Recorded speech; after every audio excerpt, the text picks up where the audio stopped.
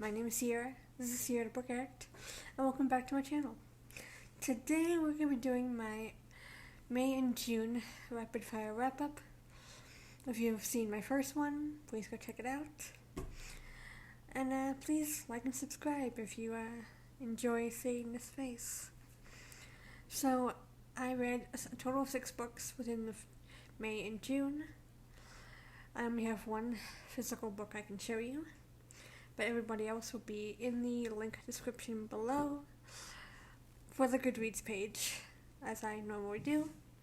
But let's get into it, since I don't want to be here forever, and I'm sure you don't either. So first one is The French Exit by Patrick DeWitt. This cover is incredible. This is a very dark novel about the cultural insight of being rich and losing your money.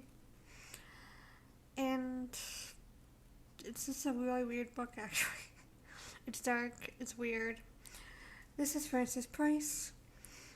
Her husband was a very extremely rich lawyer, but she was more obsessed with the money factor. She didn't really care for him too much. And so when he dies, this mysterious death, while she's out in Switzerland, I believe, skiing, she really doesn't show any emotion, doesn't seem to really care.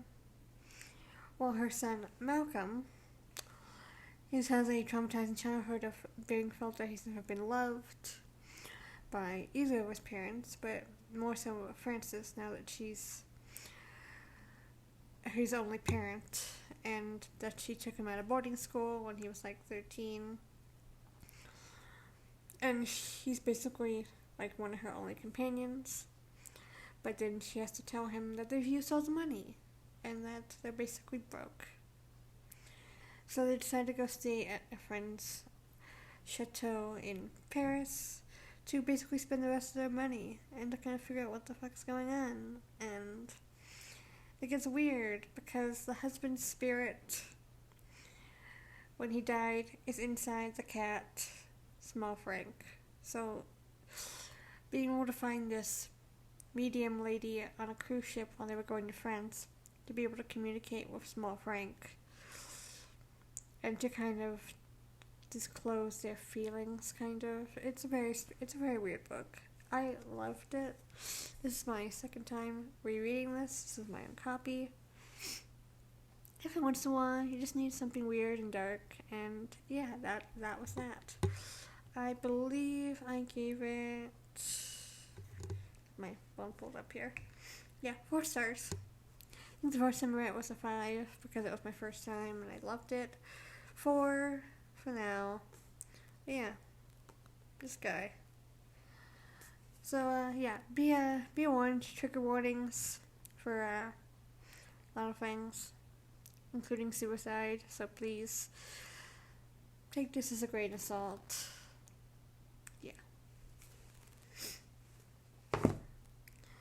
Next, I read the 5th book in the Outlander series, which was The Fiery Cross, which I can't say too much about because 5th in a series, don't want to give away too much. Other than it wasn't exactly my favorite out of the lot.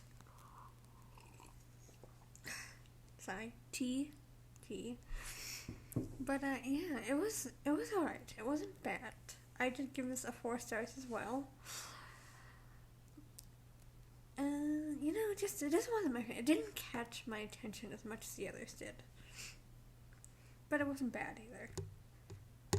So then we have a book that was on my Kindle, which I do own, which is Birding Without Borders, an obsession, a quest, and the biggest year in the world, which is a nonfiction novel written by a guy named Strycker, he's an avid bird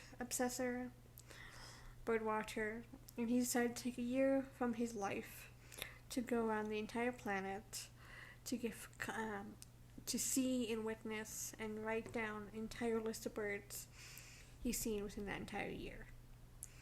And it was really, the first time I read it, I loved it. And I still really love it. It just didn't have the same shock value as it did the first time. Very kind of similar to the French Exits. But it was good. It was actually very enjoyable. It was nice to kind of read that because that was one of the first Kindle books I had ever purchased and ever read. So being able to reread it and kind of see where my taste has evolved has been so awesome. And so that one gets a 4.5 because it was still really good. I just didn't have that same excitement as it should have, but that's fine.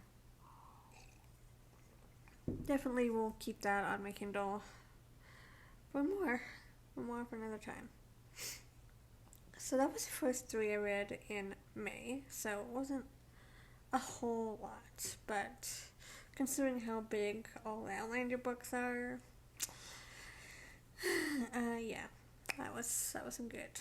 So the next 3, this was kind of why I started going into a slump.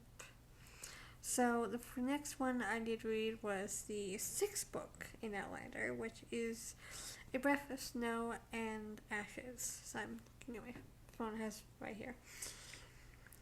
And I give that one a 4.5. I like that one a lot lower than I did the 5th book.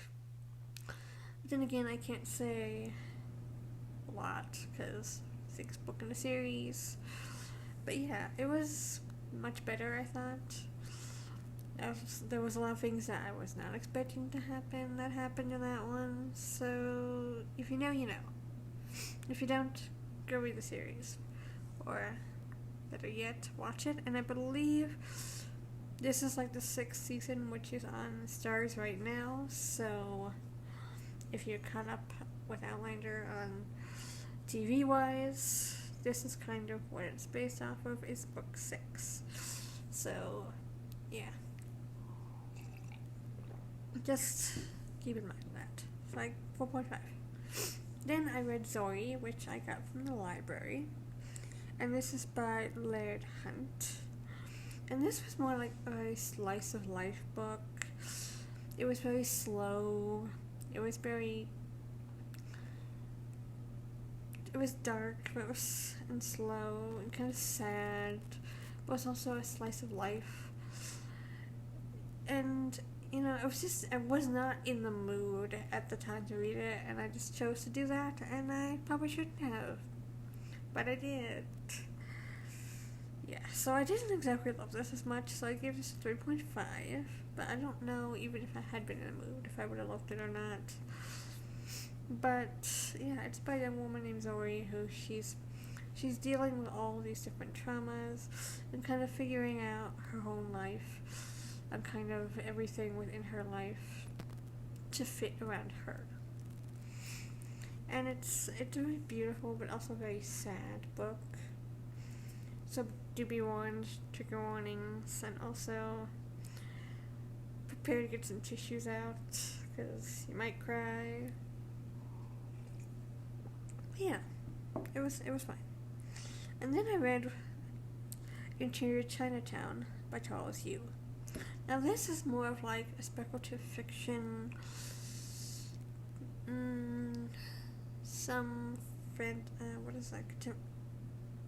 contemporary fantasy, I think you would call it, sort of book, where it's basically about culture, essentially. So it's about this young man who, he watches his father grow up as a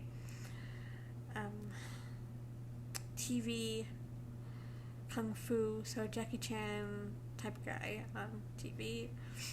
Everyone has admired him, and so he wants to be much like his father. And so he basically just focuses on that. And so when he has an opportunity to actually do himself right by getting married and meeting this woman and having a child, but also he's struggling with this part about being an actor because he's part of this detective show, but they give him the role as a typical stereo Japanese, Chinese guy who does a little kung fu, but he's supposed to be like, he can't speak enough English or blah blah blah. And so there's kind of a bit of a racial tension between them, because even though the cast of characters has one white character, one black character, and the Chinese guy, they feel like the Chinese guy has more of a not so significant part. And so he's kind of struggling between the balance of love, parenting, and what he wants as a career. And it was really interesting. I thought it was a bit strange, but I liked it. It definitely gives you a good perspective of culture and kind of what, how they have the Orients, kind of see how their other cultures and how they expect how other cultures view them. And so I really thought that was very a good representation, considering Charles Yu is Oriental. So yeah. So that was everything that I read for the May and June. Sorry, brain fart. But yeah, it wasn't the best reading months because I only read like 3 things each time. But that's fine because it was getting slumpy, and so just getting those 3 done with accomplishment is enough. So yeah, so you'll probably see this outfit again because I'll be trying to film more, the next 2 in the series. So as I said before, please like and subscribe, comment down below if you read any of these books, and thank you for taking your time to watch, and I hope to see y'all soon.